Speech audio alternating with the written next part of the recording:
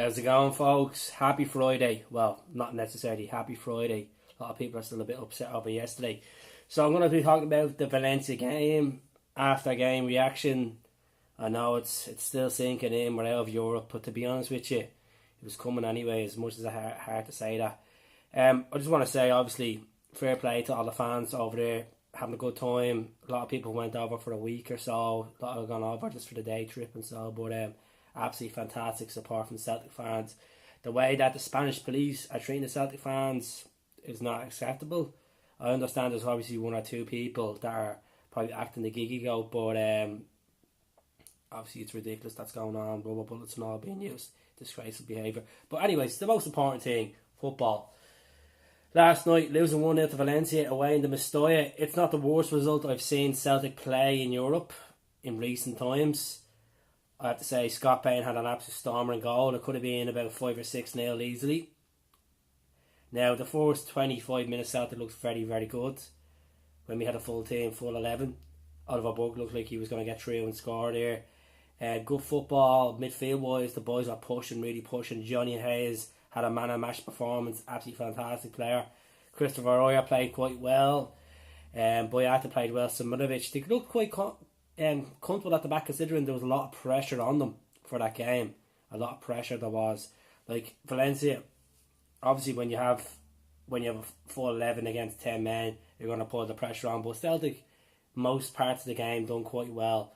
Understand that we only had one or two chances where they could have been converted. Like Oyer had a chance to get a goal back, but look at we're out of Europe. Maybe it's a good thing we could focus on the domestic side of it now and focus on getting beating Hibs in the Scottish Cup, wrapping up the league. But the way it's going for Brendan Rodgers and Celtic for Europe, it's not great in recent times. Obviously, the first season we done well to beat Beersheva to get through into the Champions League. We had a great group stage. I understand we had the likes of Man City in there, Borussia Mönchengladbach, and so. But we done quite well in that campaign, so that was good. Second campaign, tough group. The likes of Bayern Munich in there, PSG. We had obviously I forgot about Barcelona. Were in the first season's group as well. PSG and Anderlecht. Like we got through that group by the skin of our teeth for the Europa League, and we got beaten by Anderlecht at home, which was a bad performance. To be honest with you, Brendan's European record with Celtic isn't great, but our argument's sake here is domestic record is absolutely phenomenal. Double trebles, 69 games unbeaten, holds a record for the most domestic cup records, 24 wins in all cups, 7 trophies. So his record is unbelievable, and we're currently sitting top of the table as well. So, my honest opinion, I understand Brendan signed a deal for 10 in a row. I can't see him lasting. I can see him walking the summer. If he walks in the summer, fair play. I wish him all the very best. He's done an absolute great job for the club. You can't take away what he's done for the club. That's phenomenal. But back to European standards, he's not getting the financial backing to compete with these teams in Europe, to even compete, even getting into the Champions League is shocking. Like, I understand that we do have to play four rounds to get into the UEFA Champions League, which is shocking standards for Scottish football. But it's gonna get worse and worse, and it doesn't, like, for a massive club like Glasgow Celtic, we shouldn't be looking at Europa League games. We should be in the Champions League. We should be pushing last 16.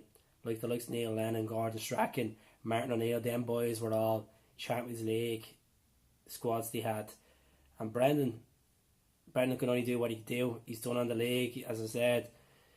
He's done in the Scottish Cup, he's done in the Scottish League Cups. It took them 12 attempts for Rangers eventually to beat us. So we were miles ahead in the Scottish side of it, domestic wise, but it's not the level where we should be at in Europe. And the boys done very well last night. Performance-wise, I understand we still got beaten 1-0, 3-0 in aggregate.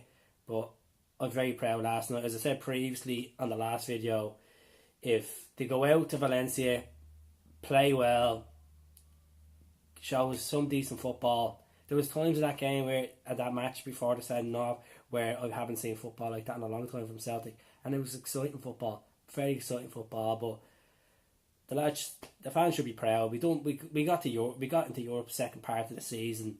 We have a trophy wrapped up already, Scottish League Cup. We're top of the league and we're still in the Scottish Cup. So the treble is still on, but that's the biggest worry. My biggest worry at the moment is, I know it's just obviously another third of the season left. My biggest worry is, will Brendan leave at the end of the season? As I said, if he leaves, he leaves.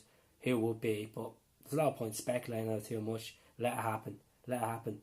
But well done to the boys again, and we're all still all obviously upset, disappointed, but I can proudly say that we done well, and it was a bizarre European campaign, obviously getting beaten by AEK Athens in the playoff round, and then going to playing obviously Rosenborg and the two Red Bulls. We had a great night in the Europa League, 2 great nights in the Europa League, obviously beating Rosenborg.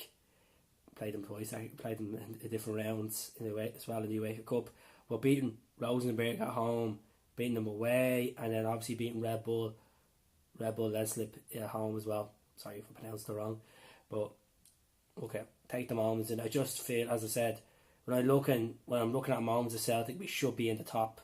We should be in the top creme of European football, competing, playing the likes of Barcelona. I know they're much bigger squads, much bigger salary. Playing the likes of Barcelona, playing the likes of Bayern Munich, not playing in the last 22 of the Europa League. No. So it's getting to the stage where if we do get the Champions League group, we're getting through the skin of our teeth in the Europa League, and we're getting knocked out next round.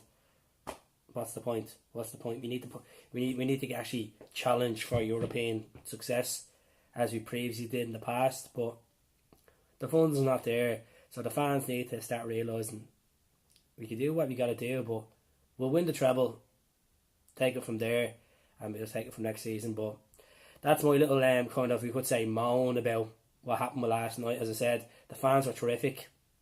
Scott Bain was terrific. Johnny Hayes was terrific. The defence were brilliant. They couldn't do much about that goal.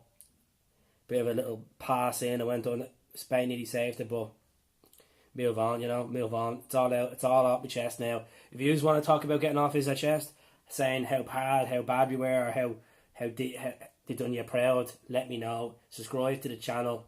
Have as I say, he's on more welcome to. I just want to give a shout out to Ballon Sports for the new tracksuit. Absolutely lovely. Nice little polo neck as well. I'm getting off them. Thank you very much, Ballon Sports.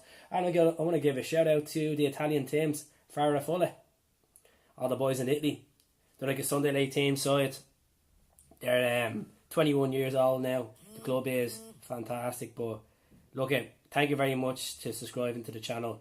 And anything else you want to know, want me to put up, you're more welcome to throw it at me. Hell, have a great weekend, folks. We're going to bring back Sunday. Let's win. Let's win Sunday. Come on, the Celts.